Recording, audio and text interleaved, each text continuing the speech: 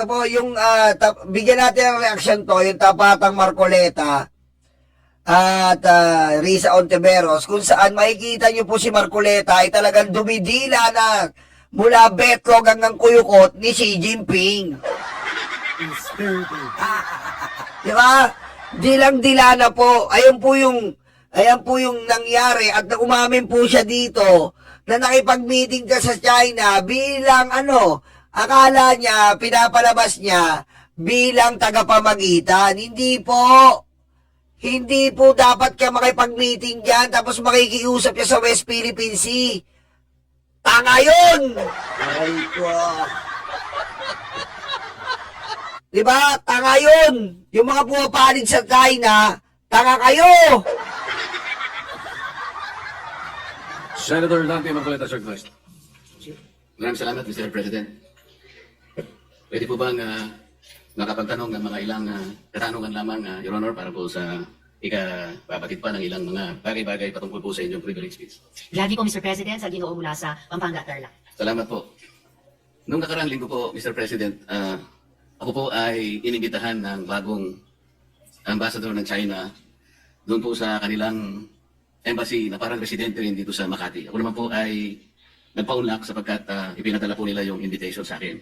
Isa po sa napag-usapan namin, Mr. President, ay kung paano po natin talaga magawa ng paraan na mawala po yung pag-iiringan, pag-aawayan, at sana ay... Kita mo, ganito kabobo si Marcoleta, no? Para yung matigil ang pag-aawayan. Alam mo, dapat talaga matigil yan eh.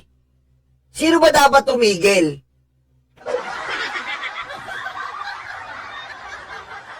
Di ba? Ang mahirap sa inyo, dinidilaan nyo yung betlog ng China, mga animal. Aray ko. Ano takalatay? Kung kinausap ka ng Chinese ambassador, anong gagawin mo?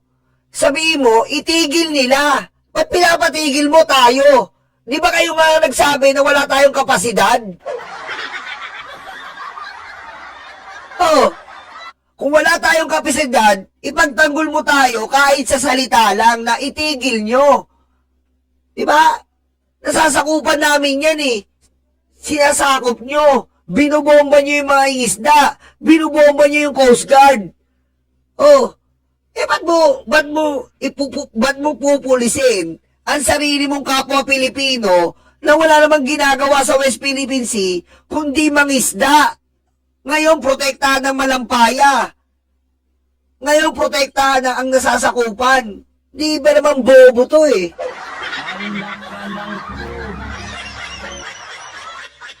Ma-stabilize po natin, ma-de-escalate po yung nangyayari po sa ngayon sa pagitan ng ating dalawang bansa. Ang sabi ko po sa kanya, Mr. President, ganun din po ang pakay ng aming bansa. Sino naman ka ako ang papayag naman na sa araw-araw ka ako na ginawa ng Diyos sa atin ay puro na lang kaguluhan ang nakikita. Hindi magiging pabor sa atin at sa ating mamamayan. Ang sabi po niya sa akin, Mr. President, ito po gusto ko rin ibahagi sa ating Honorable Risa Ontiveros, Senator Ontiveros, ay yung kanilang kagustuhan talaga maisantabi natin. Yung dispute ngayon. Ang sabi ko sa kanya, bakit kasi nakikita natin yung mga barko ninyo, kung minsan binubomba ninyo ng tubig yung mga ilang mangingisda namin o kaya yung nagre-resupply ng aming provision sa Ayungin Shoal, hindi ba natin may iwasan yun? Sabi ko gano'n sa kanya. Alam mo, sabi niya, Mr. President, nung panahon ng dating Pangulo, ginawa na natin yun. We have a relative peace nung panahon na yun. Ang problema sa ngayon, hindi relative peace yun, Marcoleta. Gumagawa ka pa ng kwento eh. Diyan ka magaling eh. Gumawa ng kwento, magtanim ng witness. Gumagawa ka pa ng kwento eh. Di ba? Magtanim ng witness, gumawa ng kwento. Hindi peace yung ginawa ni Digong. Ha? Dinilaan niya yung itlog ni Xi Jinping. Binigay niya yung ibang isla. Nagkaroon ng gentleman's agreement. Anak ng... Di ba siya nga mismo nagsabi? Oh, mag-share tayo ng isda sa West Philippine Sea. Ang galing. ay maski ikaw makikita mo naman, nilanggit niya po yung nangyari sa ginawa yata ng spokesperson ng Coast Guard. At ng Task Force West Philippine Sea. So yun po, na Mabuti Ginoo. sana naman ay pakaiwasan din natin yung gano'n sapagkat kung negative naman yung nakikita rin namin, hindi na naman po pwedeng hindi naman kami sumagot sapagkat ang ginawa naman nila ay they depicted our president in a very negative manner. Tatlong cartoons yun na siyempre pangulo namin yun. Hindi Eto po, nasaktan po si Xi Jinping sa cartoons. Tang-inan yan. Mapapamura ko na lang eh. Si Xi Jinping, iniintindi ng mga kupal na senador na to, nasaktan daw sa cartoons. Tang-ina naman, oh.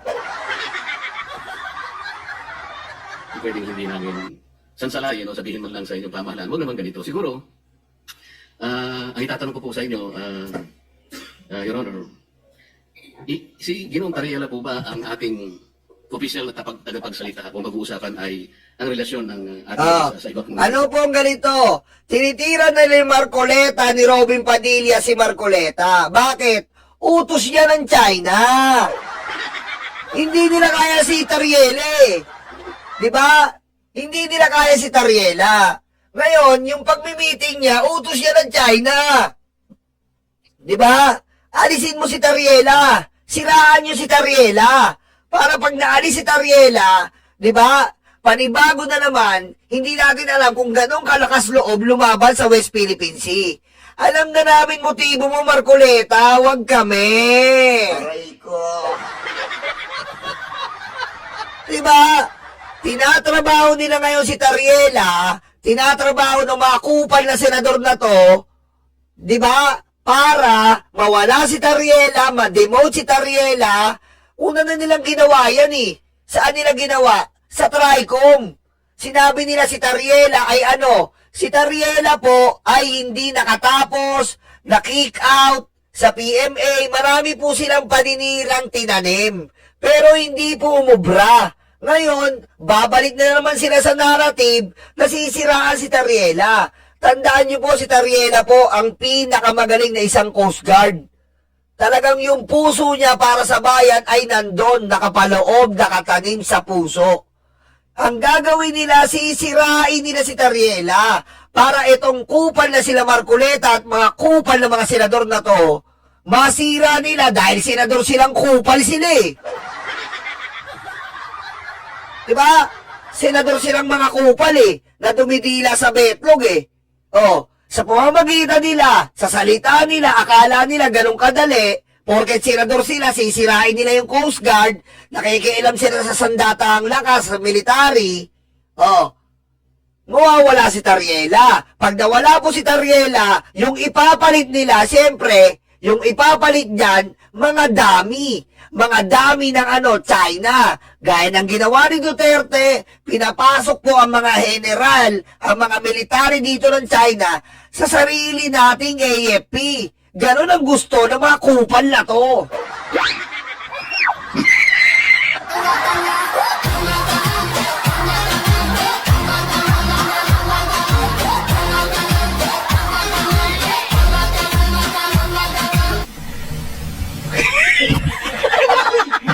At yan nga pala, nagpapasalamat ako sa social media at na-invento. Dahil ngayon, nakikita na natin talaga immediately kung sino ang makapili. Salamat sa inyo, social media. Salamat sa mga platform ng social media. Kahit papaano, hindi na kami nagtataka kung sino ang laman ng nasa bayong. Ha? Kung sino ang laman ng nasa bayong. Kitang-kita na namin. Ngayon, nakikita namin sa harapan namin, may aso. Aso ng China. Rup, rup. Aray ko. Sa particular na itong China. Salamat, Mr. President, at sa mabuting ginoo mula sa Pampanga at Tarlac. Sa pagkakaalam ko po, Mr. President, si Commodore Tariela ay spokesperson ng Task Force West Philippine Sea na binuo po batay sa polisiya ng buong gobyerno natin ng whole of government approach sa ganitong kahalagang usapin ng foreign policy. At dala po niya yung updated na dokumentasyon ng ating mga, kung may positibo at unfortunately mas maraming negatibong mga engagements ng gobyerno ng China sa ating karagatan, lalo na yung paghaharas po sa mga barko at mga ibang vessels ng Philippine Navy at Philippine Coast Guard, yung pagkait po sa ating mga mangingisda ng access sa kanilang kabuhayan sa traditional na fishing grounds natin, yung pag-i-interest din po nila sa ating mga gas and oil reserves sa ilalim ng ating karagatan.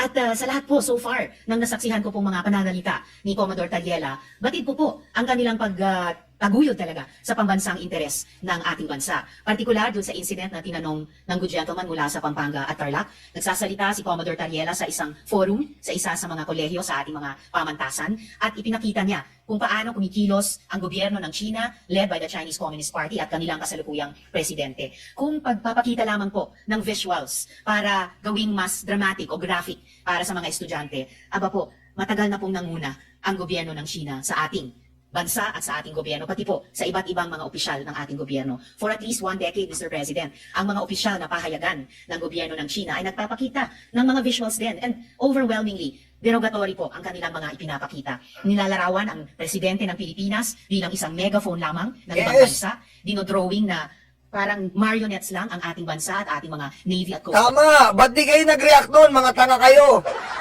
Oh. Ba't di kayo nag-react? Dapat nagre-react din kayo. Nagre-react kayo sa presidente ng ibang bansa, mga tanga kayo? Aray ko. Hindi kayo nahihiya. Ha? Hindi kayo nahihiya. Pinagtatanggol niyo yung presidente ng ibang bansa dahil nasaktan yung kupal na puso niya? Makakita ng senador na ganyan. Saka makakita ng senador na ganyan. Napakaduwag. Diba? Eh, ano kayo kung masaktan siya? Oh, ano kayo kung masaktan siya? Magdideklara ng gera dahil sa cartoons, mga tanga? Anak ka ng po. Ha? Ano to? Ano gagawin niyo sa Pilipino? Ganun ang narrative nyo? Nasaktan ng China dahil sa cartoon, Eddie.